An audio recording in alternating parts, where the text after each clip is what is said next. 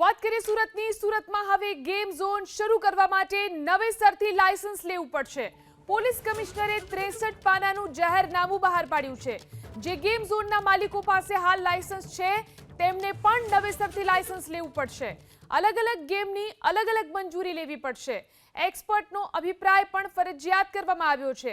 Game ઝોનમાં આવતા લોકોની સુરક્ષાનું ખાસ ધ્યાન રાખવાનું રહેશે. જેમાં ચૂક થઈ તો ગેમ ઝોનના માલિકો વિરુદ્ધ ફોજદારી કાર્યવાહી કરાશે.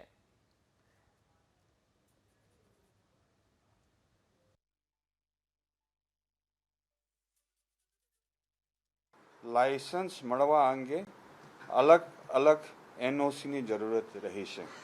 ખાસ કરીને ફાયર સેફટી, બીયુ અથવા તો સ્ટ્રક્ચરલ સ્ટેબિલિટી, આરોગ્ય, કરવેરા, ઇલેક્ટ્રિકલ અને મેકેનિકલના એનઓસી જરૂરત રહેશે.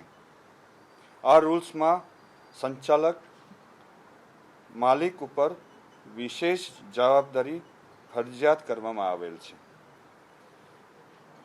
જેવી કે ક્વોલિફાઈડ માણસોની નિમણૂક, દરરોજ સેફટી ચેક કરવાનું, અલગ અલગ પ્રકારની વ્યવસ્થિત રેકોર્ડ જાળવવાનું અને અલગ અલગ પ્રકારની જે ટેકનિકલ એક્સપર્ટના માણસો ત્યાં 24 કલાક હાજર રાખવાનું, આ પ્રકારની જે ખાસ કરીને જવાબદારી માલિક ઉપર મૂકવામાં આવેલ છે.